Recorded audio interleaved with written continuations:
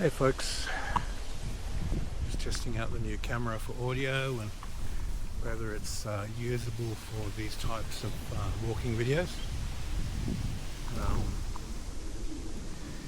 So we're going to go through a little bit of fundamental theory on qigong. Now,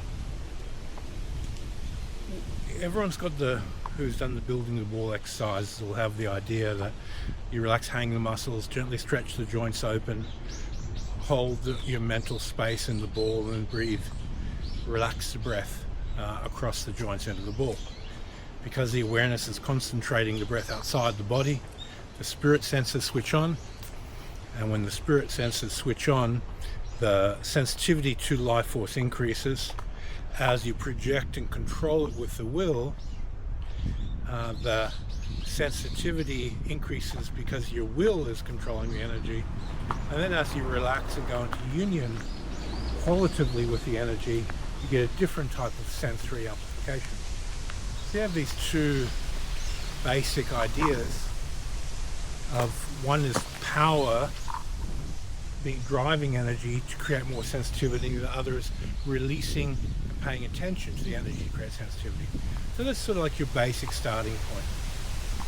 As soon as you've been playing with energy a little bit, you'll get a sense of how and why energy responds to you, and a sense of you get a sense of what you have to do to increase that awareness. Now, the first part is there's a cohesion between your mind and the energy. So as you're vital breathing, you have a degree of your mind which is in union with the energy, and there's a stickiness to it, and it's through that stickiness that you exert your will to move the energy. So you're forming a matrix, a link to the energy to get it to move. Now, that energy is magnetic in nature, so if you pluck the joints a little bit, use the magnetic body mechanics, you can research that in the videos, and then you exert the will and energy through that magnetic quality to move the energy, you get an amplification of movement, and you get an amplification of sensitivity to it. So you're getting both. Now, as you're traveling down this qigong path, you'll start to find lots of little hacks, like go to a place of power where the life force is really strong, practice there, you feel more and you control more energy because there's a larger volume of energy in that environment. You'll find your mental state, it's going to affect your ability to work with energy. If you're stressed, you'll feel less. If you're relaxed, you'll feel more. And then there's the quality of openness in your heart. People who are very, very open and generally empathic, sensitive people will tune into it much more easily. People who are erratic, a little bit bipolar, up and down, have more emotional swings, they'll be less sensitive to it. And or they'll have a high sensitivity and zero sensitivity. It'll rhythmically move up and down. Now, one aspect of qigong which a lot of people overlook is nutrition. If you're eating a lot of healthy, raw, unprocessed foods, your body is more in tune with life force to be able to feel it more easily. If you're in a space of eating a lot of processed foods, you might have difficulty being able to be sensitive to the energy due to the way the body and the energy system gets nullified. Oh, looks like the end of the road. So I think if you're entering into qigong, simple raw foods will give you a head start and a much better effect. The next thing I would look at with your qigong basics is the time of day that you practice. Just before sunrise, you have a much stronger rising of energy. The yin energy is very deep, and at that when the sun's just starting to come up and the yin energies are distilling into yang, the astral field is really open at sunrise, and your ability to feel energy goes up substantially. So I would look very, very closely at how you arrange your training time schedule to get out just before sunrise. If you can get to a powerful forest, a place that really makes your heart sing, you'll get better results. The next thing I would consider is training with other people who already know how to do this. Got a bit of a training group happening. There's a group resonance that really helps you get in tune and get those feelings. So if, let's say, a person's vital breathing, they have a strong sense of feeling of the energy, and then you connect in with that person and you're training with them, their ability to feel gets transmitted to you, and your ability to feel gets transmitted to them, and it might be on slightly different wavelengths. So you're feeling different aspects of the energy. As several people in a group train together, they'll start mixing those sensitivities, and you'll find that you'll be able to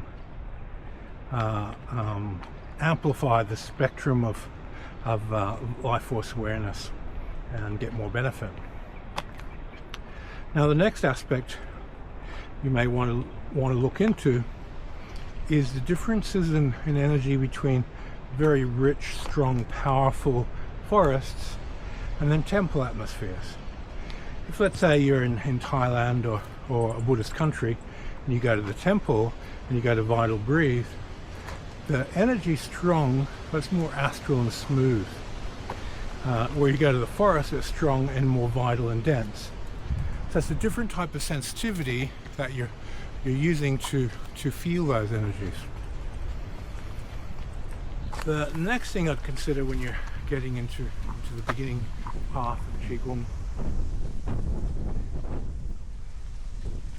is the quality of the quality of the preparation of your mind and your feeling before you go to practice. So if you have a schedule that every day at the same time you get ready to go and practice, you'll find that the psychology of okay, I'm going to be practicing at, let's say, 6 a.m. and you're preparing yourself for that. At that time every day, your unconscious switches on to energy awareness, and it peaks your sensitivity to energy. So when you're breathing and playing with the energy, you get an automatic, I've got it, I'm there. You continue where you left off because of the scheduling of the time of the day. So let's say every day you train at 6 a.m. and then one day you don't. At 6 a.m. you're going to go, I'm very sensitive energy right now, even though you didn't go to training. Your sensory system is scheduled to switch on at that time due to habit. So forming the right, refining the habit, the right time of day, this will give you a huge head start. The next thing I would consider is learning to tune into vortexes. If you can get a sensitivity to where energy accumulates and spirals and is stronger, standing on a vortex has a huge amplification of your sensitivity. And that sensitivity tends to carry with you after you step off the vortex. So vortex hopping, going from one strong place to another, makes your spirit wake up. And as your spirit wakes up, there's a very, very big shift in your energy awareness. Then the next thing I would look at is places like volcanoes. Go as close as you can to the edge of the volcano, put your hands to the ground, vital breathe into the volcano itself. Mentally transfer, feel it, breathe into it, and you'll get a sense of wow, that's powerful. And then your spirit will resonate with that. You get a type of awakening which happens as a byproduct of being in a volcano. And then carry that across into a waterfall. You know, sit under a waterfall and vital breathe. You know, go into a bit larger body of water, stretch your mind out, vital breathe. Go and sit on the edge of a cliff, vital breathe. Feel the currents on the edge of the cliff coming up and wave. You can extend your metal hand out, wave the energy, tune in to it in that environment. Go sit in a cave, feel the stillness, and tune into the energy in that environment. And as you find all these places of power, vortexes, and elemental accumulations of energy, the different aspects of life force amplify. You get more feeling, more sense of, this is how it works, this is what I've got to do. And you get a autopilot. Your intuitive guidance system switches on more.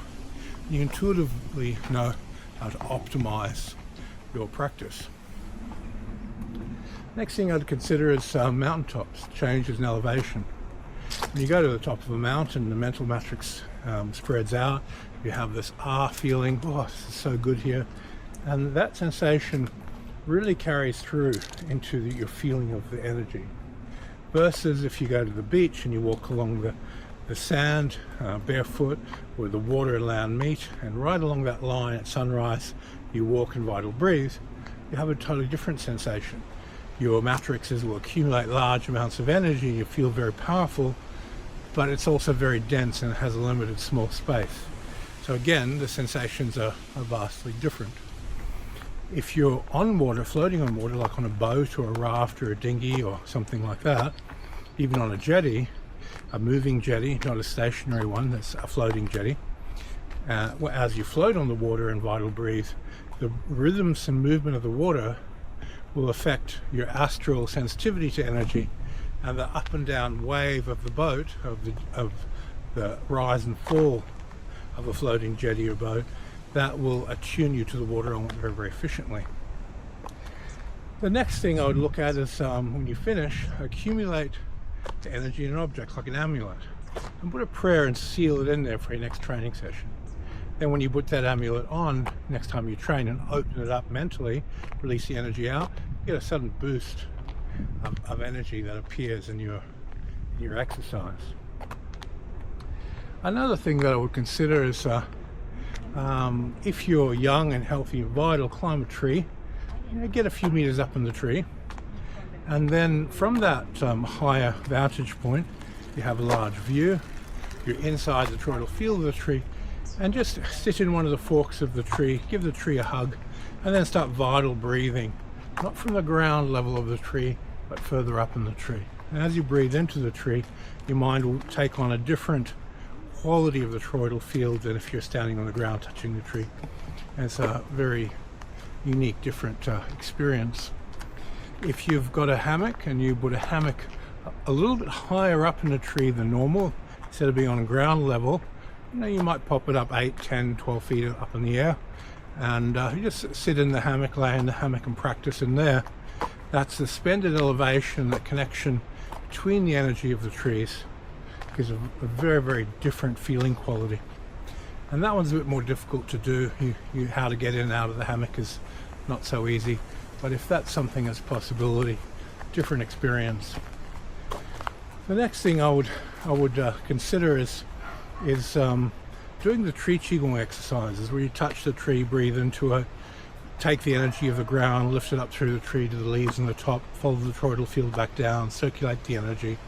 Do it barefoot, pour a bit of water on your feet, wet your hands, touch the tree, ground yourself with the tree, breathe into it, and tree qigong. And if you've got 20-30 trees in the local park or in your backyard or wherever you go to train, and you do that on each tree, when you walk into your practice space in the morning, they'll say hello to you. The mind substance links, it welcomes you. You feel a sense of spiritual joy being there, and your qigong has a platform to ride really, really comfortably on. The next thing I would look at is power foods. So let's say kale juice. You make it fresh in the morning before your training session. Throw a bit of potassium, magnesium, and Celtic salt in there, and just a pinch of each. Charge it up with energy, drink it, and then do your session. You'll get an amplified vital energy effect. Why? It might be poisoning you and your immune system responds and makes you feel more energy. Whatever that reason is, you feel more energy. Then another approach is using herbal remedies that are alcohol-based tinctures.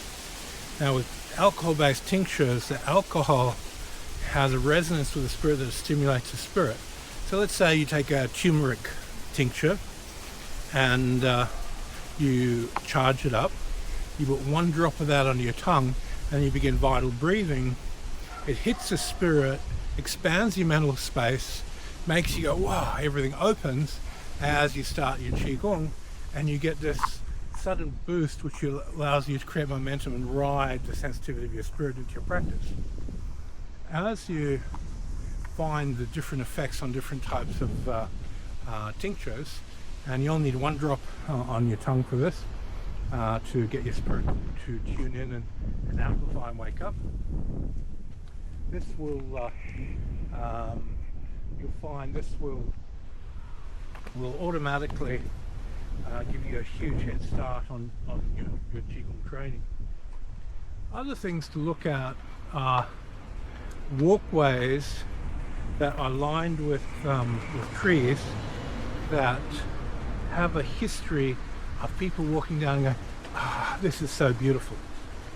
Now the astral accumulation of relaxation, of release, of feeling of mental, emotional freedom that people get in those environments, that quality of astral energetic memory, when you practice in those places, you ride from that feeling of relaxation, of release, appreciation of nature, and your qigong session becomes more empowered. Another benefit is to spend a few minutes on the rebounder or trampoline before you do your qigong session. Just get on there, wake the body up really well, pump the legs, get the lymphatic system working and circulatory systems working, and test it. Vital breathe before you get on the trampoline, 10 minutes on the trampoline, get off and vital breathe, and your energy will be off the chart. And that'll give you a really good head start because you've woken the vital energy system up. Another method of energy amplification which you might enjoy is get in the water to your waist, maybe up to the chest, build the ball inside the water, and then hold breath, drop under, and continue pore breathing underwater and come up and down several times. So 9 breaths above the water, 9 pore breaths below the water, and raise your head above and below.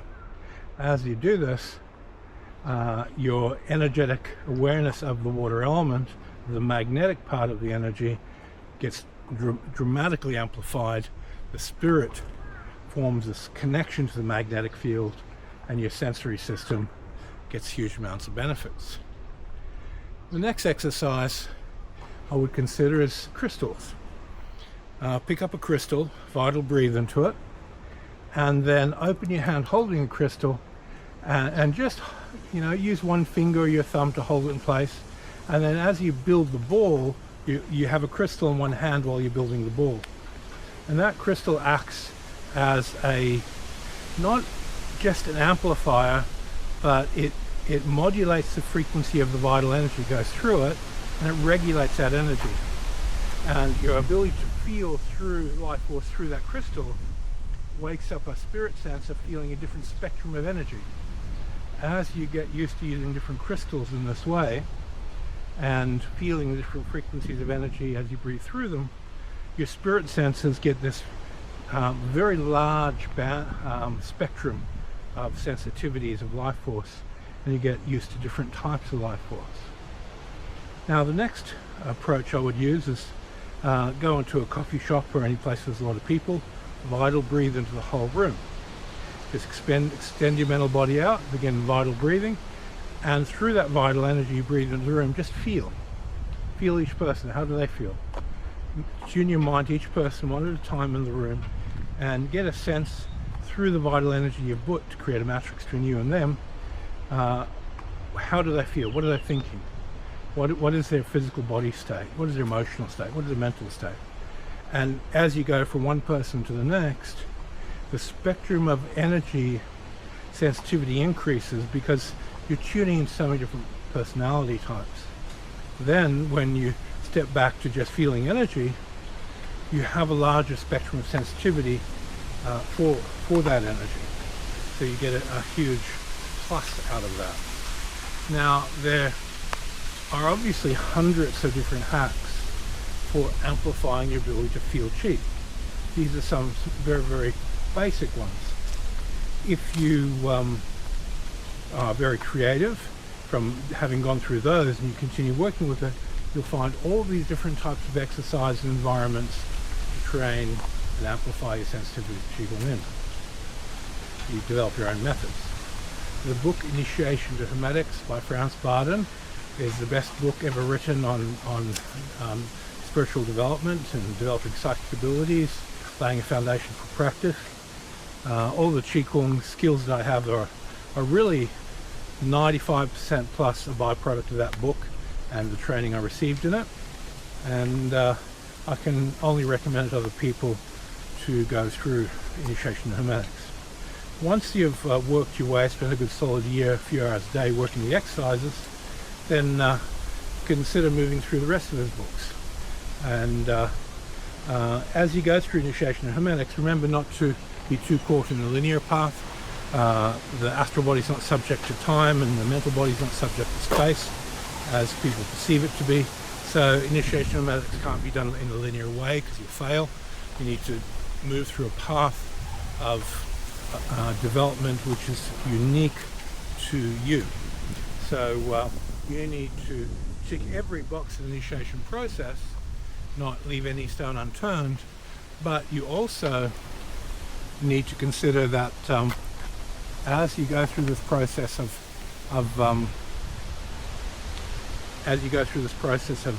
tuning into each exercise in the book, the order in which you do it is the easiest for you. That will lead to the greatest success in the book in the shortest amount of time. If you do it step 1 to step 10 one at a time, it'll be very slow and 99% of people will fail. But if you go through the book and do each exercise once and go, this was easy, that was difficult, master the easy exercises, and then go to the intermediate and then the more difficult exercises, you'll complete the book and much more quickly. And reference how you do each exercise to your needs. You need to accommodate what your goal is out of the book, because every exercise takes on a micro-macro relationship to your goal. So if your goal is to be better in martial arts, then each exercise will be a facet of mastering martial arts, of the mindfulness that's needed for your intuition to function martially during sparring, the type of concentration you need in sparring. And all these things take on a totally different flavor. So clearly define what you want to do the book for, and it may not necessarily be to develop union with divinity. It may be a totally different goal, but you can train the exercises for that goal. And for qigong, it'll be to master all your qigong exercises and create a platform for ascension, a good grounding. Anyway, I hope this helps with just introducing some basic ideas for qigong. I know that you need to have really done the building the ball and pore breathing to get benefit from what we just talked about. But if you do that, you'll find the whole process to be quite easy. All right.